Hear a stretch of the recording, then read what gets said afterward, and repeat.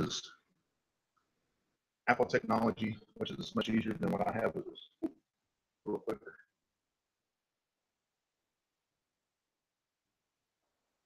Tonight I want to talk about something that I don't think a lot of us really talk about, but we sure do face it every day, or face it more often than we think. And that is doubt in our life. You know, we talk about things that bring those things up and how we handle it. And how we handle it is really depending on us and our relationship with Christ.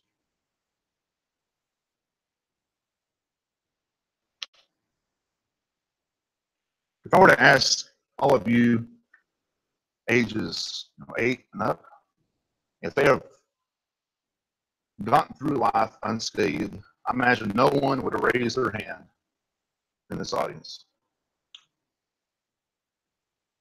How many times have you been disappointed, hurt very badly, sinned against, or even devastated by another's actions? And a lot of times from someone who was very close to you.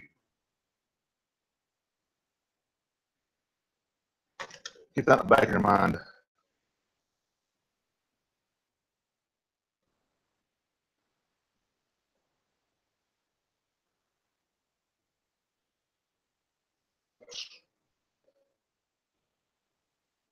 Hey, Caleb, this bill.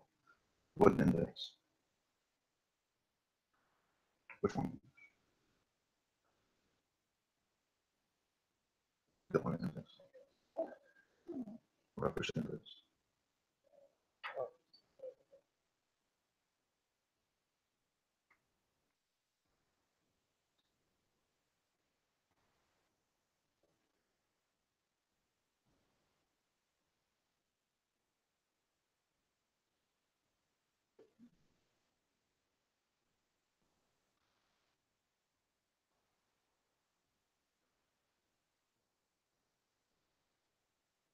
Okay. All right.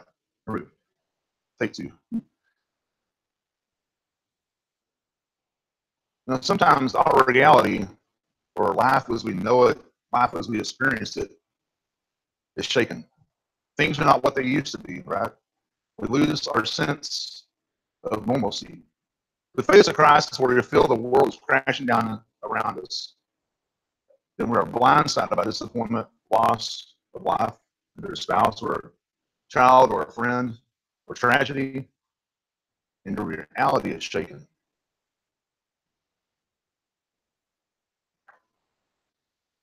Sometimes we experience what some people might call a life quake. You know, we have earthquakes in Oklahoma now, but if you ever felt this way, that picture on the right really kind of describes a feeling I once I felt. It's like you're completely disoriented. When the sky really does fall, and we experience this kind of life quake, many times we are pulled down into a season of doubt, disorientation, and despair. But we have to realize that we're not alone. One, as a Christian, we're not alone. And one, we're not alone because we have Christ and we have God who love us beyond anything we can comprehend. Life is fragile. And faith can be fragile as well. We yearn for absolutes and rock solid assurances in our life. We want to know, definite, right? But sometimes things drive our control. I don't want the slides there. Sometimes we feel insecure and we have uncertainties and we think, what is God up to? Especially when we think he is taking too long.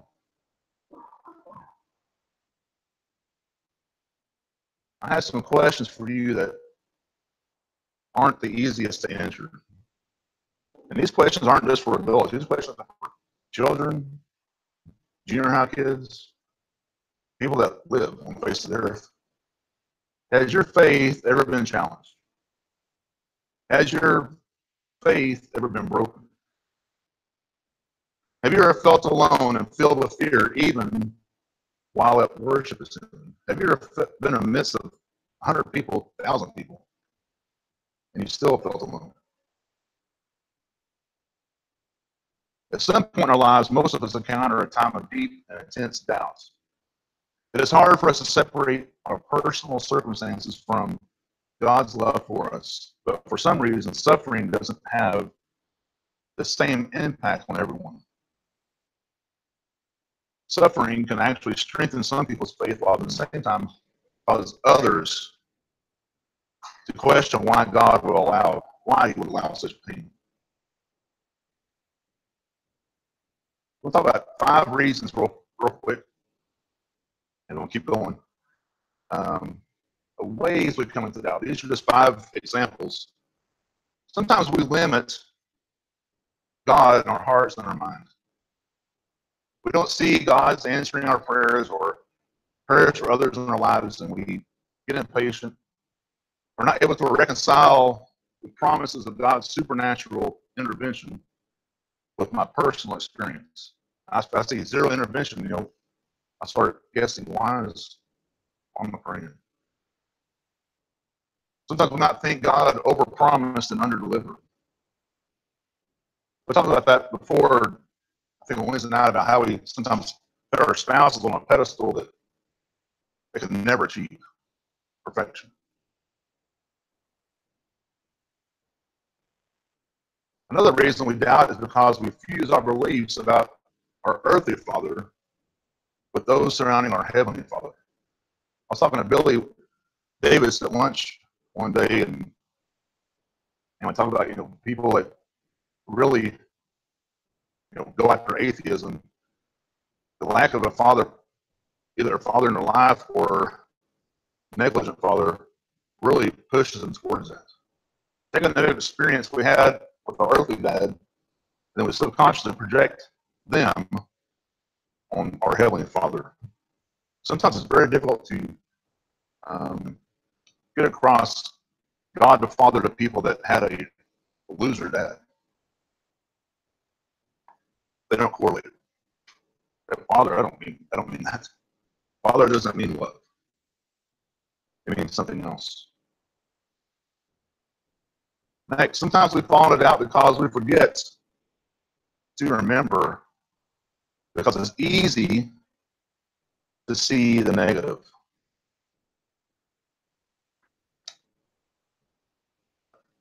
We passed something.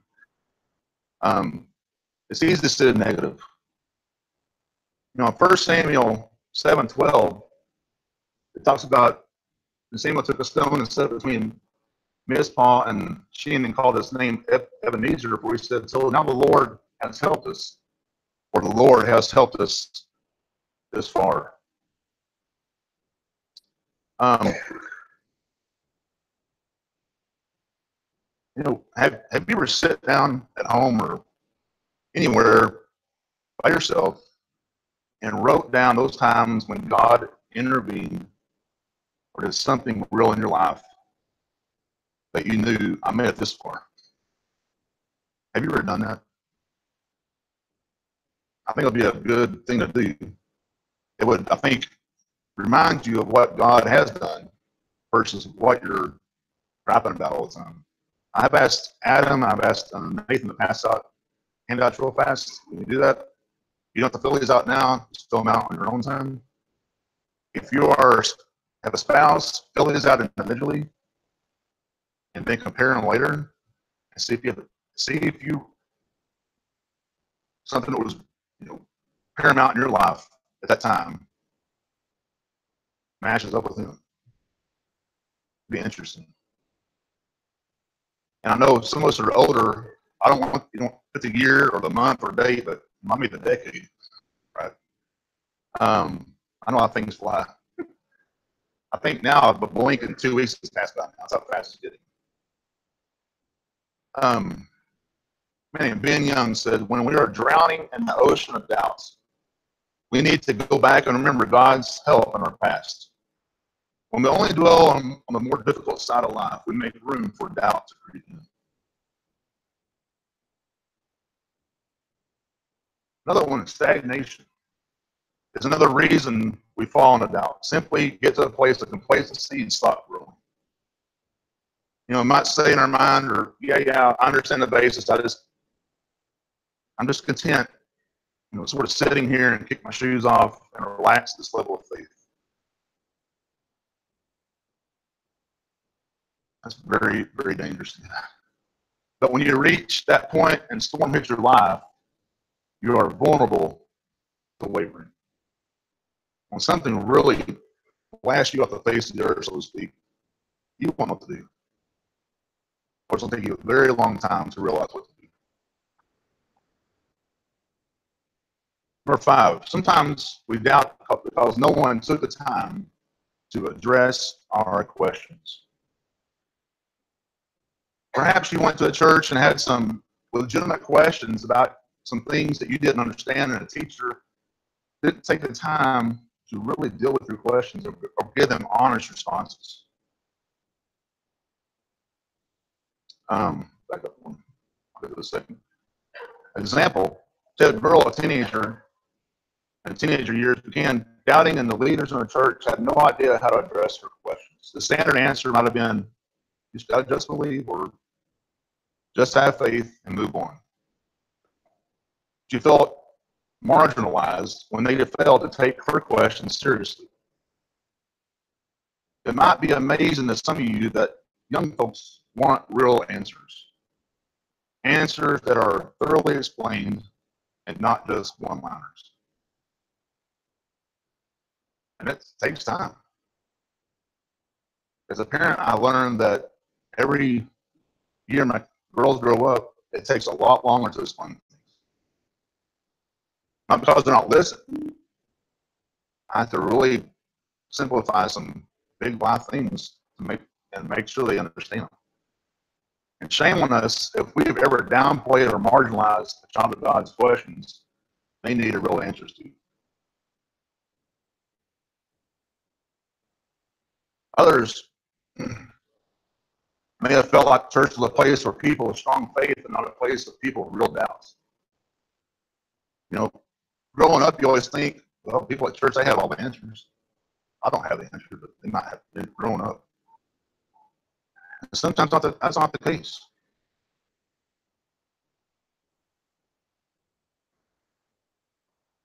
Don't get your hopes up. This is the end of the lesson. Summary. Ways we come to doubts.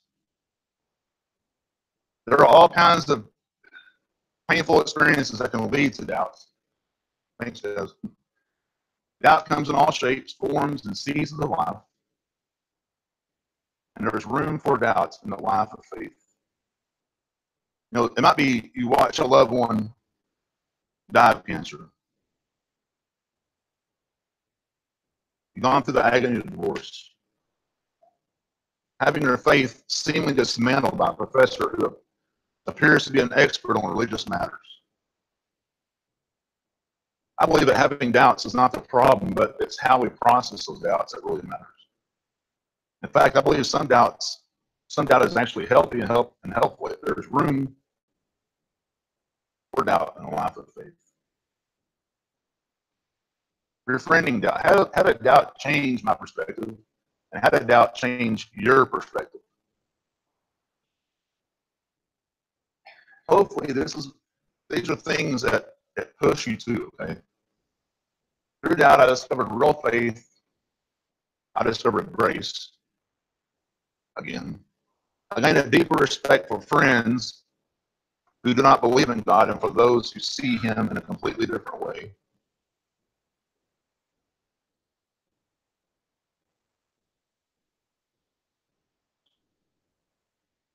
Nope. I'm not asking for a raise of hands or anything, but if you are struggling with doubt, any shape or form, you're not alone.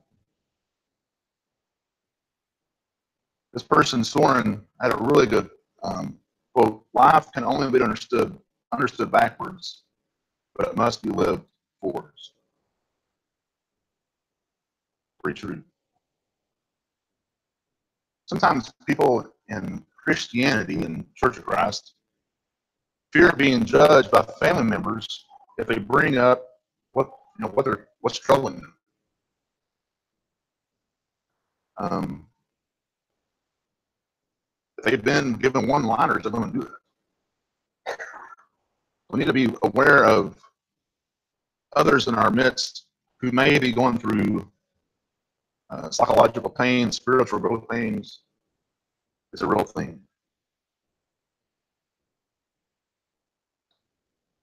Looking back personally in my days of turmoil and darkness, and where I felt very alone, even among people, and even among family. When you feel alone at the dinner table of your family, that's real. Okay. When you're sitting across your daughters looking at you, or anybody, your parents looking at you, and you're just like in a different world.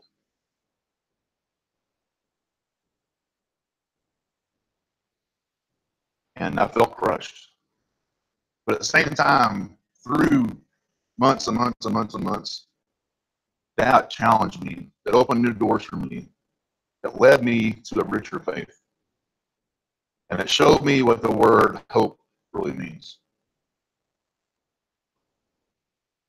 Living in doubt versus facing their doubts. Some people say, isn't doubt a cop-out? Isn't it easier to doubt than to have faith? This is the mindset of those who choose not to be a Christian. And I don't think all doubt is cop-out by any means, but at the same time, to remain there forever without effort to resolve it could be an act of being a coward. This guy said, doubt is overcome by courage. Courage does not deny that there is doubt, but it takes the doubt into itself as an expression of its own finitude or limitation. Courage does not need the safety of an unquestionable conviction. It includes a risk without which no creative life is possible. Now, this is something I want to study this. How many of you have taught your children or adult children what courage really is?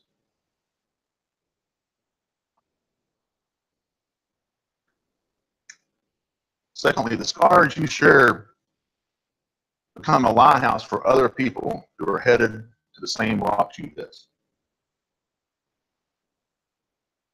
How many times have you shared your life experience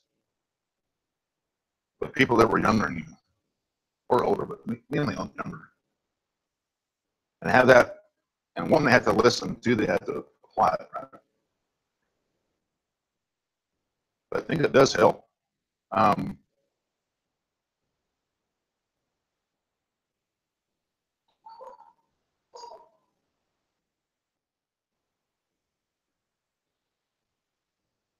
contemplating how personal to get on some things.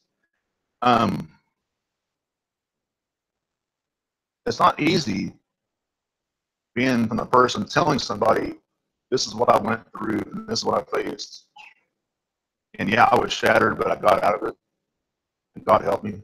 Or this person helped me, that person helped me. But we had to communicate that we each will be tested. And we'll be tested sometimes to the extreme or the perception of our extremes.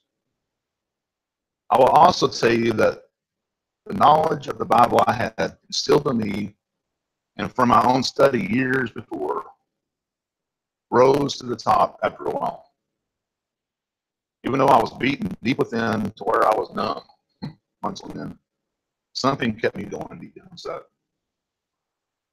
When you get to a point where all you can pray is help me, you look in your daughter's eyes and just cry till you fall asleep. That's real pain. And it's the worst pain I've ever felt. I felt like I was floating in the room because I wasn't really present.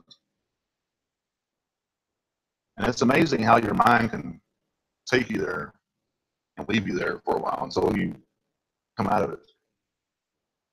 And everybody has their own time schedule. But I would tell you, once I realized that my faith in God was very, very solid, and I trusted God, I trusted Him like I never had before, I didn't look back.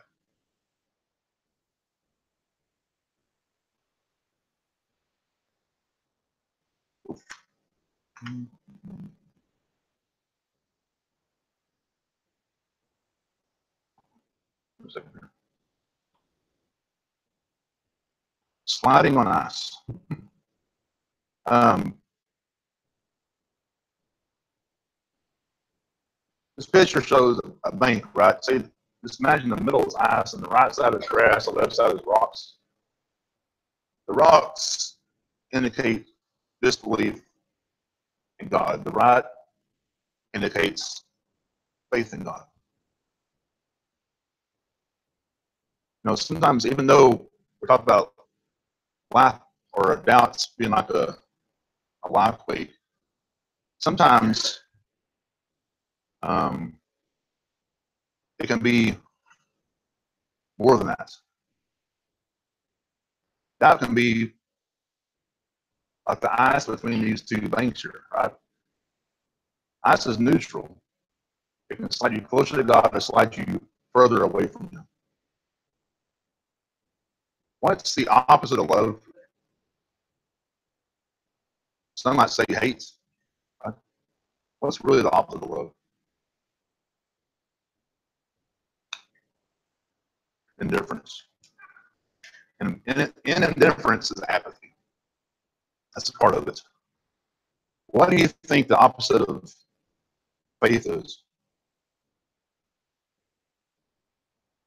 Many will say doubt,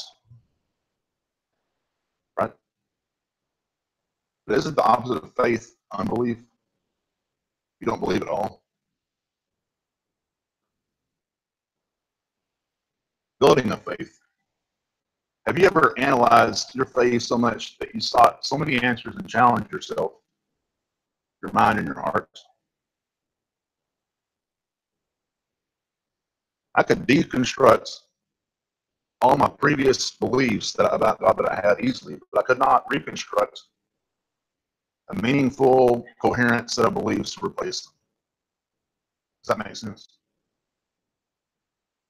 When you get beaten up in your faith and you challenge yourself, you challenge what you thought you knew, you start piecing things in your mind.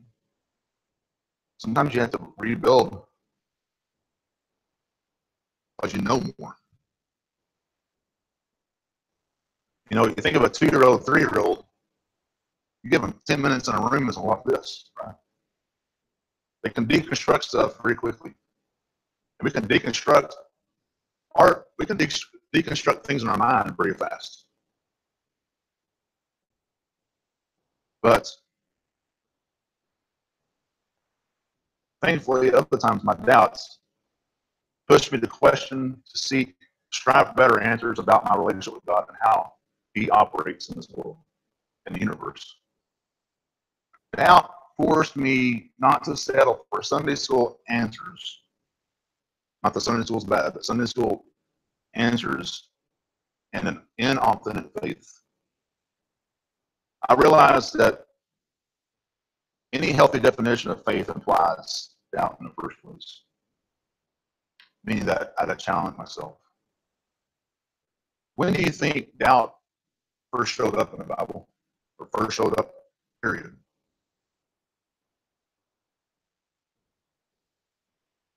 With the fall of mankind. Look closely at the history of original doubts. With Adam and Eve, we can extract some very critical information. Although doubt came through Satan asking questions that twisted Eve and also Adam's belief.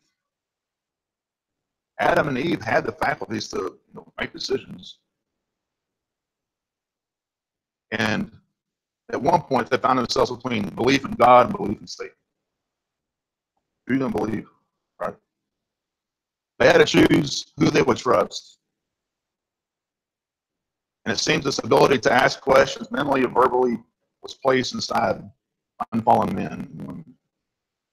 They chose to eat the tree of knowledge and were cast out. Satan is very tricky. We talked about this morning in class. That even though Christ is our Redeemer, Satan knows our weaknesses very well. Next, the DNA of doubt.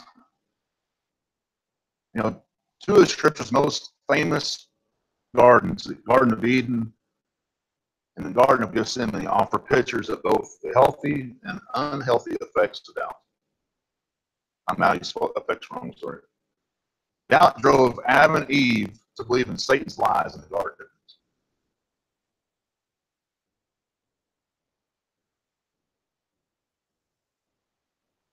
In Gethsemane, Christ prayed 3 times to God. He asked for this cup to be removed, but in the middle of that, an angel came and strengthened him. And he, he wasn't doubting, but he was, contemplating. He knew it was going to happen. He knew the pain that was coming. He knew the anguish that was coming. And if you read in Luke 22, 39 to 46, and Matthew, sometimes we think of these, we read 7 verses or 8 verses, we think it was that much, 5 minutes of time. That wasn't 5 minutes of time. That was probably hours of time. I can imagine him on his hands and knees, screaming, crying, because he knew the pain that was coming. And in studying this, I asked myself, when did he realize what he read as a child? And 12, 13, 14, when did he realize it was about him being prophesied? And when did he realize that he would have to die on the cross? And sometimes knowing something is different than actually facing it.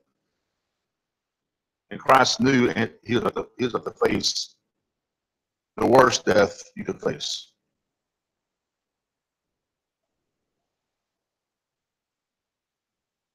The effects of doubt. Sometimes doubt produces rebellion and unbelief, and that is sin. For this reason, the Bible does not encourage people to remain in a state of doubt, but the restlessness of doubt can spur a deeper faith. Sometimes what I'm trying to say is being challenging your faith, things in your life that make you really stop and like, okay, I gotta get my act together. Will challenge you.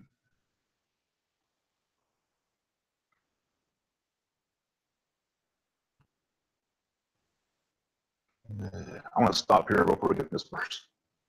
I want to close with a couple of things. I asked Stephen to lead. I found a very blessing. And turn to that song real fast.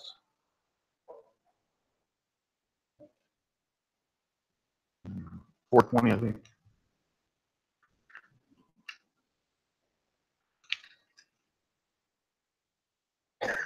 I told Billy this might be a 2 sermon thing. It's like a sermon and a half, so I want to stop.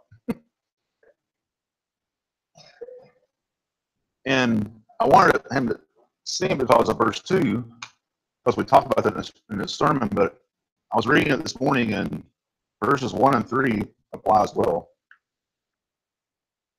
"O thou found a very blessing, tune my heart to sing thy praise. Streams of mercy never ceasing, call for songs of loudest praise. Teach me ever to adore thee, may I still thy goodness prove, while the hope of endless glory fills my heart with joy and love. Here I raise my Ebenezer, hither by thy help I come, and I hope by thy good pleasure safely to arrive at home. Jesus sought me when a stranger wandering from the fold of God. He too rescued me from danger, interposed his precious blood. Oh, to grace, how great a debtor daily I am constrained to be. Let thy goodness like a fetter bind my wandering heart to thee. Never let me wander from thee, never leave the God I love. Here's my heart, I'll take and seal it for thy courts above. And lastly, I want to read one verse of one song.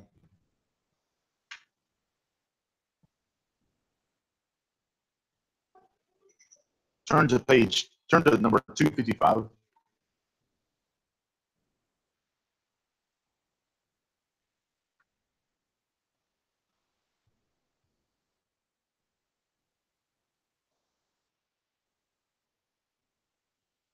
Oh, love, it will not let me go. Look at verse 3.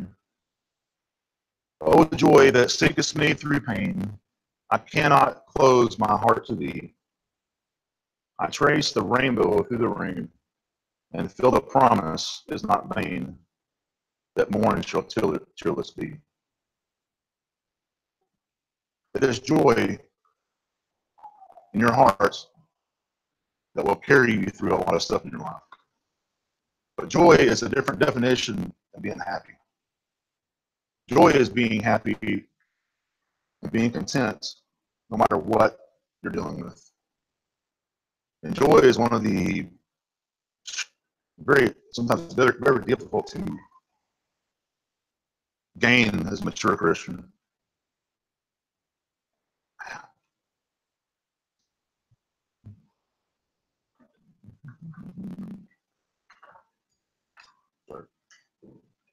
And finally, I want to read a quote. I might have read it before. I don't think I have. A guy named Wintley Phipps said this. It is in the quiet crucible of your personal, private sufferings that your noblest dreams are born, and God's greatest gifts are given in compensation for what you've been through. God would use you and strengthen you if you seek Him and if you have a relationship with Him. If you're not a child of God, you don't have a relationship with Him. You can think you do, but you don't. If you are a child of God and you've been the person that says, yeah, I'm good. You know, I got my faith. I'm just coasting along. You don't know what Christ's love really is yet. If you're a grown adult and you still are living off the milk, as the Bible says, and not the meat, I challenge you to go past that. You know? If you don't know how to, get with one of the elders, get with Billy. Billy would love to study with you. I mean, don't be ashamed of what you do or do not know and apply in your life. The Bible was given to us through the Holy Spirit to be applied, not to be read and put on the shelf. It's not some work of literature that we don't use. The Word of God is a living thing. It's powerful. It will go right through you if you let it. It will convict you. But also will open your eyes to see what God's love really is and help you apply in your lives. If there's any here that needs the prayers of the church or wants to become a Christian and really have a relationship with God, we ask you to stand and sing.